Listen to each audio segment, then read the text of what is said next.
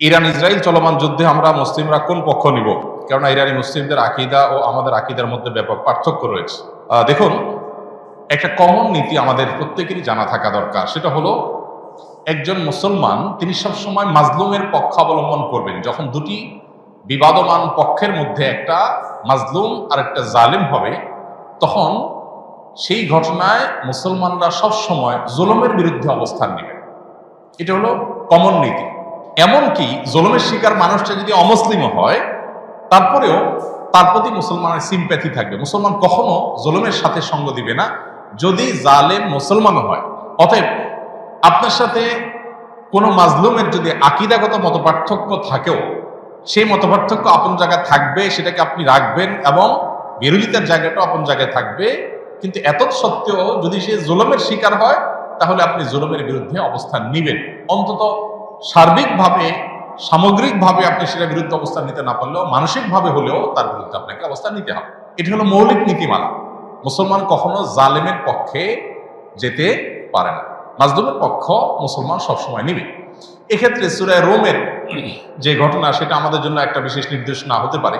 সূরা রোমের শুরুতেই আল্লাহ তাআলা যে বলেছেন, আলিফ লাম মিম গুলিবাতির রোম, এখানে আমরা দেখেছি যে রোমানদের সাথে, তখন পারস্যের অগ্নিপূজকদের সাথে যে যুদ্ধ হয়েছে, সেই যুদ্ধে মক্কার মুশরিকরা পারস্যদের, আর মক্কার মুসলমানেরা সাহাবা একরাম তারা রোমানদের সমর্থন করেছেন। কেন? কারণ রোমানদের সাথে আকীদাগত মতপার্থক্য থাকা সত্ত্বেও তারা আসমানি ধর্মে বিশ্বাসী, মুসলমানরা আসমানি ধর্মে বিশ্বাসী। এই জায়গাতে মিল আছে, এই যে ঐক্যের একটা যোগসূত্র আছে, সেটার ভিত্তিতে তাদের প্রতি সমর্থন ছিল। আর পারস্যের তারা মুশরিক ছিল, ঐক্যের যোগসূত্র ছিল না সে অর্থে, এই জন্য তাদের বিরুদ্ধে ছিল। অতএব আজও আমরা ওই মূলনীতি মাথায় রেখে অনেক আহলে কেবলা, অনেক আপনার মুসলিম আছেন যারা হয়তো বিভ্রান্ত, যারা হয়তো বিদাতে লিপ্ত, কেউ কেউ হয়তো শিরকে বা ইসলামের গণ্ডি থেকেও খারেজ, বাট বাহ্যিক দৃষ্টিকোণ থেকে আদম সময়তে মুসলমান মানুষ মনে করে পরিস্থিতি বিবেচনা, বিশেষ করে তারা যখন জুলুমের শিকার হবে, তখন জালিমের পতন চাওয়া বা তাদের চাইতে আরো বেশি জুলুম যারা করছে তাদের পতন চাওয়া বা তাদের ব্যাপারে আপনার যথাযথ অবস্থান গ্রহণ করা, এটা মুসলমানের, একজন দায়িত্বশীল মুসলমানের কর্তব্য। সেই স্ট্যান্ড বা সেই অবস্থানটা আমাদের এক্ষেত্রে হতে পারে। এছাড়া এটা তো ঠিক যে সিরিয়া যুদ্ধে ইরাকে বহু সুন্নিকে তারা হত্যা করেছে, নির্মমভাবে হাজার হাজার লক্ষ লক্ষ সুন্নিকে তারা হত্যা করেছে। মূলত পৃথিবীতে মানুষের পাপের কৃতকর্মের প্রায়শ্চিত্ত মানুষকে করতে হয়। বিশেষ করে জুলুম যদি করে কেউ, তাহলে জীবদ্দশাতেই তার প্রায়শ্চিত্ত করতে হয়, আখিরাতে তো আছেই। এই জন্য জুলুম থেকে আমরা সবসময় নিজেদেরকে বাঁচিয়ে রাখবো। কোনো যুক্তিতেই আমরা জুলুম করব না। এমনকি যুদ্ধক্ষেত্রেও নবী সাল্লাল্লাহু আলাইহি ওয়াসাল্লাম আমাদেরকে জুলুম করার পারমিশন দেন নাই।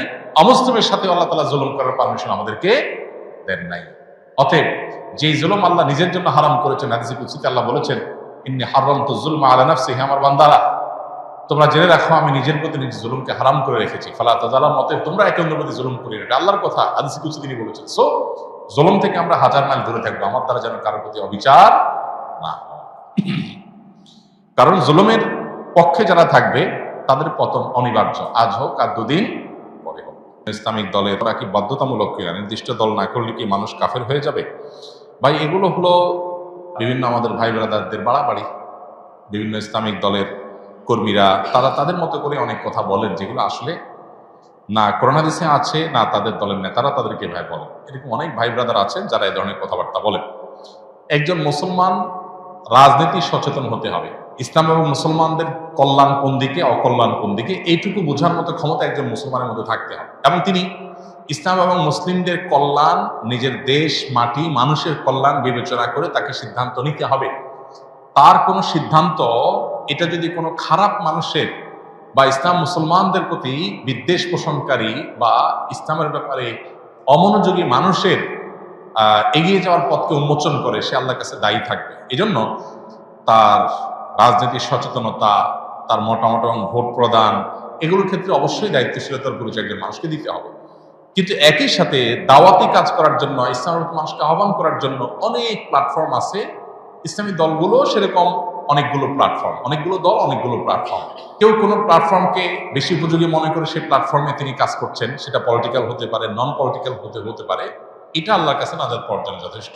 মৌলিকভাবে মুসলিমদের যে মূল ধারা আছে, সেই মূল ধারা, সেই ধারার মধ্যে আবার বহু উপধারা, বহু প্ল্যাটফর্ম আছে, সেগুলোর বাইরে এসে মূল ধারার সাথে যাতে কানেক্টেড থাকে মুসলমানরা, সেখান থেকে বিচ্ছিন্নতাবাদের দিকে যেন না যায়, নিজস্ব কোনো মতবাদ যেন তৈরি না করে, আলাদা কোনো আপনার গিরিপথ যেন তৈরি না করে, এই ব্যাপারে শরীয়ত আমাদেরকে সতর্ক করে। যাতে ঐক্যবদ্ধ থাকার মানে হলো সেটা কোনো একটা বলয় বা প্ল্যাটফর্ম বা কোনো একটা সংগঠন, সাংগঠনিক পরিচয়, পলিটিক্যাল হোক নন পলিটিক্যাল হোক, এ ধরনের প্ল্যাটফর্মে কাজ করলে কাজের সুবিধা হয়, সন্দেহাতীতভাবে সেটি জায়েজ। কিন্তু সেটা করতে গিয়ে যদি আমরা অন্ধ হয়ে যাই, আমাদের ওয়ালা বাড়াটা যদি দলকে ঘিরেই হয়ে যায়, আল্লাহ এবং তার রাসূলের জন্য না হয়ে যদি সেটা সীমাবদ্ধ এবং সীমিত একটা চিন্তার জন্য হয়ে যায়, তাহলে সেটা আবার গুনাহের বিষয় হতে পারে। এই জন্য বিষয়গুলোকে পার্থক্য করা, পরখ করা, ইম্পর্টেন্সি এবং গুরুত্ব বোঝার পাশাপাশি কতটা ইম্পর্টেন্ট শরিয়াতে সেটাও বোঝা গুরুত্বপূর্ণ। আমরা অনেকে এক্ষেত্রে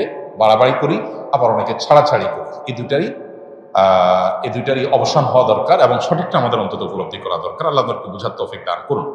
ওয়াহাবি ও সুন্নির মধ্যে পার্থক্য কি? এটা তো কমন একটা বিষয় আমাদের দেশে।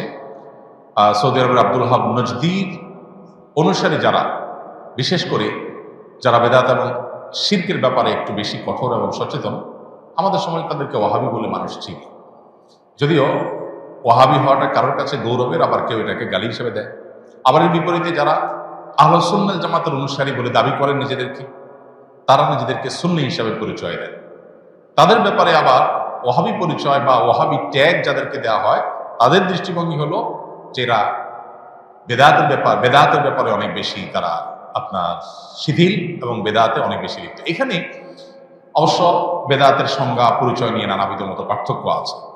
এটা এমন একটা বিষয় যে এগুলো চাইলেই আমরা এই বাউন্ডারিগুলো দূর করে ফেলবো, এই ওয়ালগুলো দূর করে, দূরত্বগুলো দূর করে সব একাকার করে ফেলা সম্ভব না। তবে হ্যাঁ, কোনো মুসলমানের মধ্যেই মৌলিক কিছু বিষয় আছে যেগুলোতে কোনো পার্থক্য বা ভিন্নমত থাকার সুযোগ নেই। এর ভিতরে একটা হলো আমরা কিতাবুল্লাহ এবং সুন্নাত রাসূলুল্লাহর অনুসরণ করব, এর মধ্যেই নাজাত, এটাই হলো সেফ এবং নিরাপদ পথ। অতএব আমরা যত বেশি সুন্নাহর কাছাকাছি থাকবো বা সুন্নাহর উপরে থাকবো, তত বেশি আমরা নিরাপদ থাকবো ইনশাআল্লাহ। কিয়ামতের আগে বহুবিধ দল এবং ফেরকা তৈরি হবে। নবী সাল্লাল্লাহু আলাইহি ওয়াসাল্লাম বলেছেন, কুল্লুহুম ফিন্নার ইল্লা মিল্লাতুন ওয়াহিদা।